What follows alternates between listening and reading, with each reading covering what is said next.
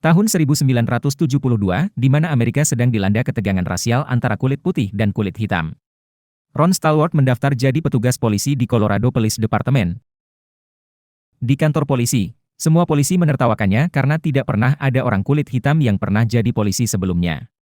Tapi Ron keras kepala dan akhirnya diterima jadi polisi. Ron ditugaskan di bagian penyimpanan berkas. Tidak perlu lama untuk membuat Ron menjadi bosan di bagian berkas. Selain pekerjaannya tidak menarik, juga karena banyak polisi yang menganggap rendah dia.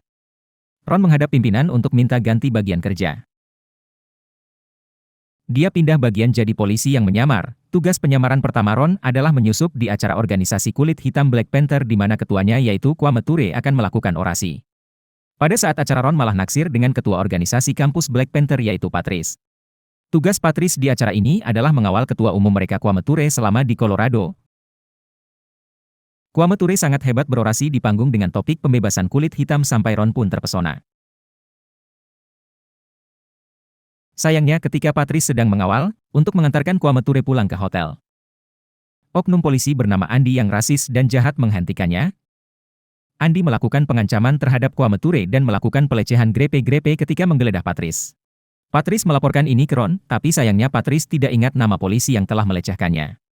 Ron berjanji dalam hati akan melakukan penyelidikan tentang ini. Di kantor, Ron membuat laporan ke pimpinan tentang penyamarannya kemarin. Dia bisa memastikan jika Black Panther bukan organisasi yang berbahaya. Mereka memang sensitif terhadap diskriminasi ras, tapi organisasi ini beserta pimpinannya Kwame Ture tidak berbahaya bagi keamanan. Tugas penyamaran Ron berikutnya adalah menyusup ke organisasi ras kulit putih KKK atau Ku Klux Klan yang rasis. Dia menelpon ke organisasinya bicara dengan ketua KKK chapter Colorado yaitu Walter Braithwaite. Ron pura-pura jadi orang kulit putih yang mau masuk ke organisasi. Sialnya karena masih amatir dalam hal penyamaran, Ron malah menyebutkan nama aslinya di telepon. Karena Ron tidak bisa menyamar karena dia kulit hitam, Ron minta bantuan rekan sesama polisi Yahudi kulit putih yang bernama Flip untuk berperan menjadi dirinya agar masuk ke markas KKK. Jadi Ron tetap berperan sebagai dirinya di telepon, tetapi di dunia nyata Flip yang menyamar sebagai Ron. Agar penyamaran berjalan lancar, Ron dan Flip latihan dulu.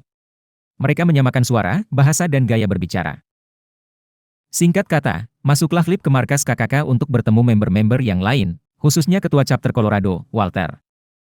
Awalnya Flip kesulitan untuk meyakinkan anggota yang lain selain karena suaranya agak berbeda dengan di telepon juga karena mukanya Flip yang Yahudi banget. Di markas KKK, masing-masing anggota curhat tentang kebencian mereka terhadap ras kulit hitam dan kulit berwarna. Salah satu anggota yaitu Felix, sangat tidak senang dan curiga kepada Flip. Felix menuduh Flip adalah Yahudi dan bukan ras kulit putih, sampai-sampai Walter membela Flip dan mengatakan bahwa Flip kulit putih. Flip diterima masuk di organisasi, tapi Flip harus menunggu kartu anggota dari pusat, membayar biaya keanggotaan dan harus mengikuti kegiatan-kegiatan dari organisasi. Penyamaran tahap awal sudah berjalan sesuai rencana, mereka lapor ke pimpinan mereka dan pimpinan menyuruh untuk melanjutkan penyamaran. Ron pergi kencan dengan Patrice, mereka membicarakan tentang kekaguman mereka terhadap Kwame Ture. Tetapi tiba-tiba Patrice mengungkapkan ketidaksenangannya terhadap polisi, karena dia beranggapan semua polisi adalah kulit putih yang rasis dan menyebut polisi sebagai babi. Ron tidak setuju, mereka berdebat kecil, hampir saja Ron mengaku kalau dia sebenarnya adalah polisi. Flip dan Ron disuruh ikut kegiatan kumpul-kumpul lagi, kali ini tempat kumpulnya di rumah Felix dan istrinya Connie. Saat Flip tiba, ternyata banyak anggota sedang berkumpul di ruang tengah. Flip bisa membaur, tetapi tiba-tiba Felix membawa Flip ke ruang bawah tanah rumahnya. Felix ingin melakukan tes Yahudi terhadap Flip, Walter tidak setuju, tetapi Flip sudah terlanjur masuk. Di dalam Felix dan Flip berdebat tentang Flip yang bukan Yahudi, bagaimanapun argumen dari Flip, Felix tidak percaya. Sampai akhirnya Felix mengatakan jika Yahudi biasanya disunat, Felix ingin melihat burungnya Flip. Flip sangat marah dan menyebut Felix adalah hombreng, keadaan menjadi sangat tegang. Untungnya di saat yang tepat Ron melempar kaca jendela markas KKK dengan batu untuk mengalihkan perhatian Felix dan teman-temannya. Connie berteriak histeris menyebut ada orang kulit hitam melempar kaca rumah, semua anggota segera keluar dan akan menembak Ron, untungnya Flip sigap merebut senjata dan pura-pura menembaki Ron. Flip akting marah-marah sambil menyumpahi orang kulit hitam untuk mengukur waktu Ron kabur. Flip pun selamat.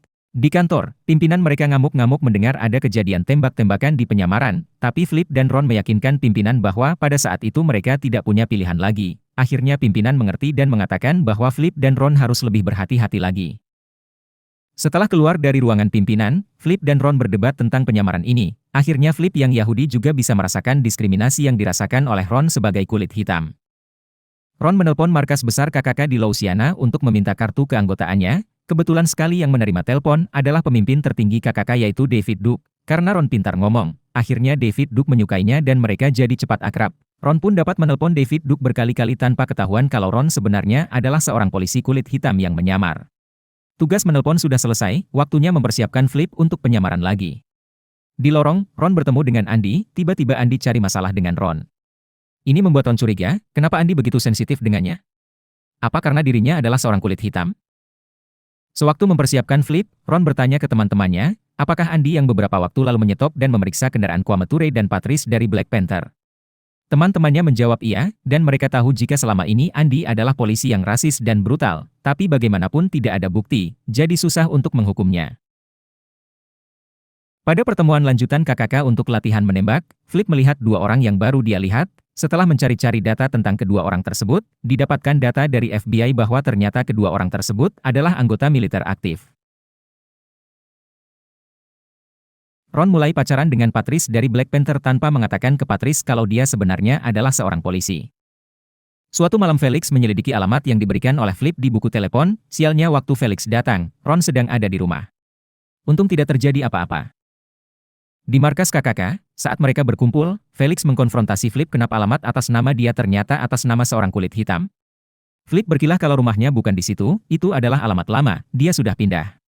Anggota lain percaya-percaya saja, tapi kayaknya Felix masih belum terlalu percaya. Balik ke kantor, Ron dan Flip memetakan tokoh-tokoh mana saja dari KKK yang akan mereka fokus untuk selidiki lebih dalam. Di markas Black Panther sedang heboh selebaran teror dari KKK untuk menakut-nakuti orang kulit hitam. Para anggota Black Panther mulai gelisah, tetapi Ron menenangkannya. Di malam hari Flip bersama dengan anggota KKK berencana untuk berkumpul di tengah bukit dan membakar salib, sebagai peringatan sekaligus teror kepada warga kulit hitam. Tentu saja rencana ini batal karena polisi sudah mencium rencana ini berkat informasi dari Flip dan Ron. Besoknya Felix mengintai markas Black Panther, ada sesuatu hal yang jahat yang sedang direncanakannya. Di kantor, Ron sedang melakukan tugasnya, yaitu menelpon pemimpin agung KKK si David Duke. David sangat menyukai Ron, dia berjanji akan datang di acara pengangkatan anggotanya Ron. Di markas KKK, Walter ingin mengundurkan diri sebagai ketua chapter, dan karena dia menyukai Flip, Walter ingin Flip yang menjadi ketua chapter selanjutnya. Anggota lain banyak yang tidak setuju karena Flip baru saja bergabung dengan mereka, dan tentu saja Flip menolak usulan tersebut. Flip beralasan orang tuanya lagi sakit jadi dia harus sering pulang kampung untuk merawat orang tuanya. Hampir saja Flip kelepasan bicara saat menyebutkan kota asalnya yang tidak sinkron dengan kota asal dia sebutkan waktu pertama kali masuk.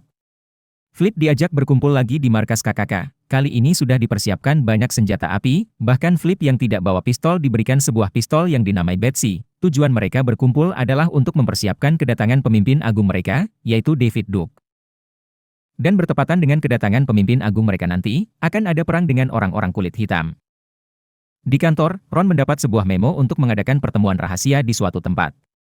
Ternyata yang membawa bertemu adalah seorang anggota FBI. Dia berterima kasih atas informasi-informasi yang telah diberikan oleh Ron. Dua orang misterius yang mereka temui di tempat latihan menembak adalah dua orang tentara aktif, dan juga diketahui ada beberapa buah bom telah dicuri dari gudang senjata militer, jadi kemungkinan ada rencana pemboman oleh KKK. Ron diharapkan dapat terus memantau untuk menggali informasi, di mana dan kapan kira-kira KKK akan melakukan pemboman. Ron menemui Patrice yang sedang melakukan unjuk rasa bersama teman-temannya di Black Panther. Ron mengaku kalau dia sebenarnya adalah seorang polisi. Patrice sangat marah dan meninggalkan Ron. Di kantor, Ron berkata kepada teman-temannya jika mungkin Patrice sedang dalam bahaya. Black Panther sedang dibidik akan dibom oleh KKK. Pada saat yang sama, pimpinan datang dan berkata bahwa pemimpin besar KKK yaitu David Duke akan datang ke kota, yang akan ditugaskan mengawal adalah Ron. Tentu saja Ron protes, mana mungkin dia yang berkulit hitam disuruh mengawal pemimpin organisasi rasis kulit putih KKK. Tapi perintah harus dijalankan. Di rumah Felix, ada pertemuan kecil dengan sang pembuat bom.